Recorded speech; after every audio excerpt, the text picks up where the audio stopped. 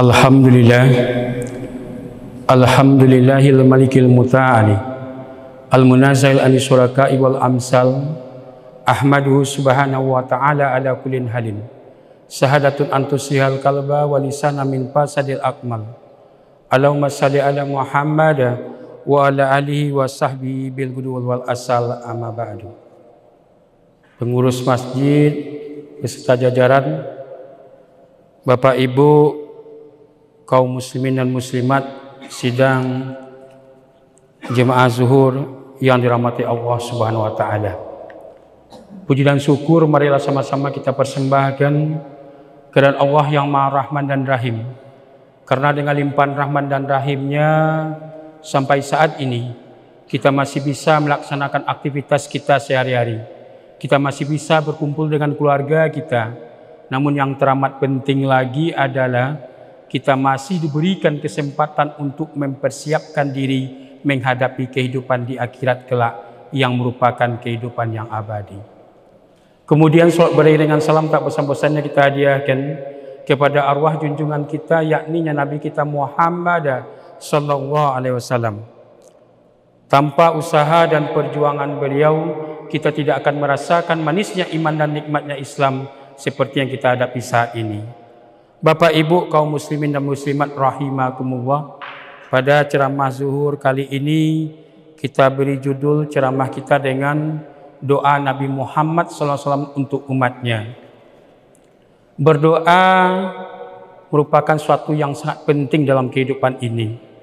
Bukan hanya untuk merendahkan diri kepada Allah Subhanahu wa taala, tapi juga kita berdoa untuk memohon kepada Allah sesuai dengan apa yang kita harapkan. Dari sekian banyak doa yang diajarkan Rasulullah, ada sebuah doa yang bisa kita realisasikan dalam kehidupan kita sehari-hari. Doa tersebut berbunyi, Allahumma inni as'aluka kasiyataka fil gaib wa syahadah, wa as'aluka kalimatan haq fir rida wal gadab, wal as'alukal kasda fil fakri wal gina. Yang artinya, ya Allah, aku memohon rasa takut padamu saat ramai maupun sendirian. Aku mohon kepadamu kalimat yang hak saat rida maupun marah. Aku memohon kesederhanaan saat fakir maupun kaya. Hadis diriwayatkan oleh Nasai. Berdasarkan hadis ini ada 3 permohonan atau doa Rasulullah SAW yang bisa kita saksikan dalam kehidupan kita sehari-hari. Yang pertama tadi adalah memiliki rasa takut kepada Allah Subhanahu wa taala. Rasa takut kepada Allah Subhanahu wa taala bisa kita artikan takut akan siksanya, takut akan azabnya, takut akan murkanya. Kalau kita takut akan azabnya, kalau kita takut akan murkanya, kalau kita akan takut akan siksanya Allah Subhanahu wa taala, maka perintah Allah Subhanahu wa taala itu kita laksanakan dan larangannya kita tinggalkan. Kalau kita sudah takut kepada Allah, maka semua yang kita kerja itu adalah karena Allah Subhanahu wa taala. Kalau kita takut kepada Allah, kita tidak akan takut kepada manusia. Maka ketika apa yang ada pada kita diambil oleh Allah, kita tidak takut. Karena semua itu adalah milik Allah, akan kembali kepada Allah. Apapun yang terjadi, kan kita tidak akan takut. Maka semuanya kita serahkan kepada Allah. Kita contohkan jabatan yang kita miliki, kekayaan yang kita miliki, pangkat yang kita miliki. Kalau seandainya diambil, kita tidak takut. Karena kita yakin itu adalah milik Allah, akan kembali kepada Allah. Karena kita takut kepada Allah. Kita laksanakan salat zuhur berjamaah pada siang hari ini merupakan bentuk ketakutan kita kepada Allah. Maka kita laksanakan perintahnya. Kita laksanakan salat 5 waktu, tepat waktu, bentuk ketakutan kita kepada Allah. Kita tinggalkan mencuri, kita tinggalkan menipu, kita tinggalkan korupsi. Itu adalah bentuk takut kita kepada Allah Subhanahu wa taala. Kalau kita sudah takut kepada Allah, kita tidak akan takut kepada manusia. Berapapun kuatnya manusia itu, betapapun berkuasanya manusia itu, kita tidak akan takut. Karena kita hanya takut kepada Allah. Bahkan setan yang selalu menggoda kita tidak akan mampu menggoda kita dan takut kepada kita karena kita takut kepada Allah Subhanahu wa taala. Sehingga dijelaskan dalam hadis Nabi, man kafawwahu kaufa minhu kullasain wa man lam yakafillahu kaufatul min kulisain. Artinya, barang siapa takut kepada Allah, maka Allah menjadikannya segala sesuatu takut kepadanya. Dan barang siapa yang tidak takut kepada Allah, maka Allah menjadikannya takut kepada segala sesuatu. Hadis diriwayatkan oleh Al-Baihaqi. Jadi jelas bagi kita, kalau kita takut kepada Allah, melaksanakan perintah Allah, meninggalkan segala larangan Allah, maka kita tidak takut kepada apapun. Apapun yang akan terjadi, kita serahkan semuanya kepada Allah Subhanahu wa taala.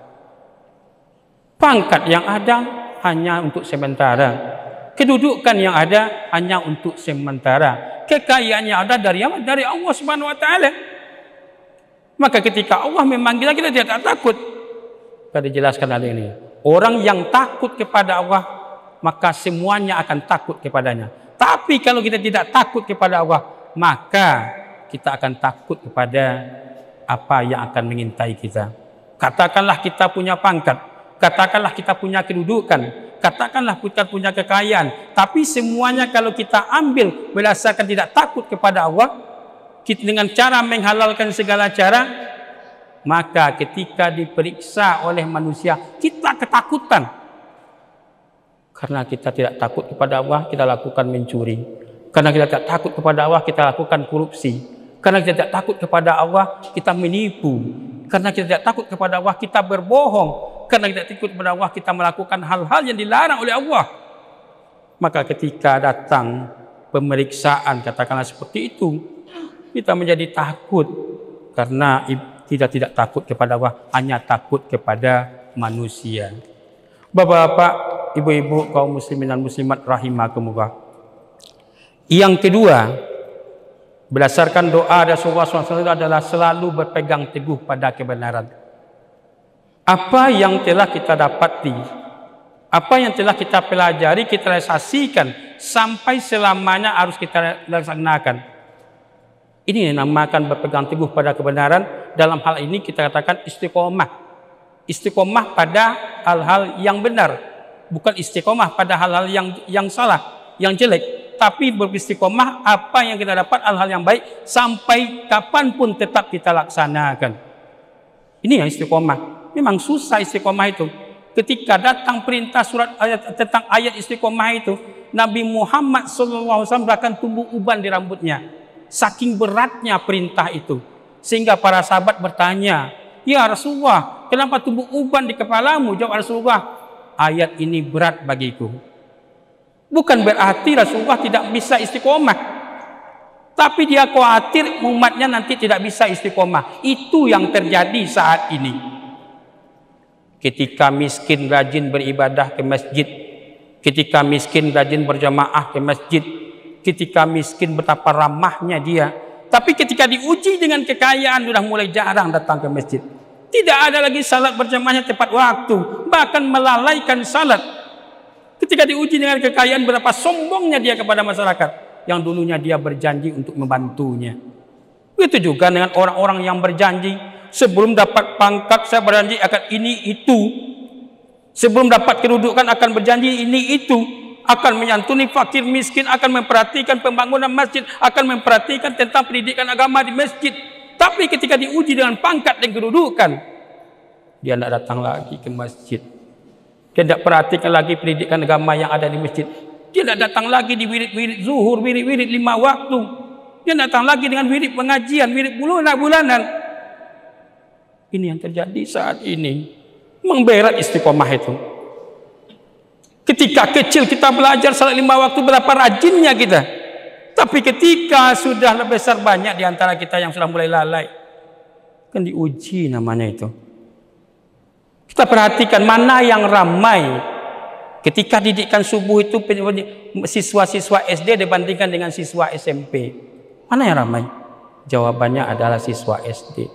SD dia belajar membaca ayat, SD dia belajar dengan salat 5 waktu, sampai tua pun dia apa yang dipelajari ketika SD itu tidak akan pernah lupa baginya. Tapi kadang-kadang ketika di SMA dia telah terpengaruh, kesibukan duniawi telah membuatnya dia terpengaruh hingga lalai dia apa yang diajarkannya ketika SD. Ini kejadian saat ini. Berpegang teguh pada kebenaran.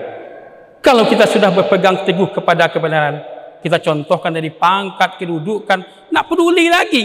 Karena semuanya milik Allah, akan kembali kepada Allah. Ketika diambil pangkat kita, ketika diambil jabatan kita, nak peduli, itu milik Allah. Nak takut dia. Tapi kalau takut kepada manusia, maka macam-macam usaha untuk dilakukan untuk mempertahankannya. Walaupun itu kadang-kadang yang dilarang oleh Allah Subhanahu wa taala. Banyak dilakukan hal-hal yang dilarang oleh Allah untuk mempertahankan kedudukan, untuk mempertahankan pangkat, untuk mempertahankan kekayaan. Dimanapun kita bisa lihat, di pasar-pasar banyak yang menipu, banyak yang menghalalkan segala cara, banyak yang berbohong. Coba semua kita jujur sesuai dengan perintah Allah, berpegang teguh pada kebenaran. Kalau sakilo tu yo sakilo, jangan kurang le on. Kalau semua kita seperti itu, kadang kita kalah dengan mereka, atau kita contohkan dengan non-muslim. Mereka kadang-kadang jujur daripada kita, dan kebanyakan kita ada juga yang belanja kepada negara dengan dia. Sementara semua itu adalah didikan Rasulullah SAW. Ini kita harapkan jujur, berpegang teguh pada kebenaran. Makanya kalau sakilo yo katuan sakilo, jangan dikurangan saon. Ini berpegang teguh kepada kebenaran. Istiqomah ini berat sekali. Maka perintah kita tetap istiqomah. Jelaskan dalam Al-Quran, innal lazina qalu rabbuna wa sumastaqamu fala khaufu alaihim walahum yahzanun. Sungguhnya orang-orang yang berkata Tuhan kami adalah Allah, kemudian mereka tetap istiqomah, tidak ada rasa khawatir pada mereka, dan mereka tidak pula bersedih hati. Surat Al-Ahqaf ayat 13. Jelas bagi kita, kalaulah istiqomah kita, tidak peduli lagi, karena kita mengakui Allah itu adalah Tuhan kita, maka yang kita takutkan adalah siksaan, murka atau azab dari Allah Subhanahu wa taala. Kemudian yang ketiga adalah agar hidup sederhana. Hidup sederhana ketika kaya maupun ketika miskin. Mungkin timbul pertanyaan bagi kita, kalau miskin bisa sederhana, tapi ketika kaya kenapa minta dituntut juga sederhana? Jawabannya adalah ketika kaya jangan menghambur-hamburkan uang atau barang. Kita beli sesuatu sesuai dengan kebutuhan kita. Banyak saudara-saudara kita yang butuh uluran tangan kita. Di sinilah kita saling membantu. Kalau tidak penting, jangan kita paksakan untuk membeli sesuatu itu. Jangan hidup kita hanya untuk gaya-gayaan. Berusahalah untuk hidup untuk sesuai dengan kebutuhan. Kalau kita berlebih, ya yuk kita bantu saudara-saudara kita yang seiman, sehingga kita juga merasa tentram semuanya. Demikian saja karena waktu yang batasan kita. Billahi taufik wal hidayah. Assalamualaikum warahmatullahi wabarakatuh.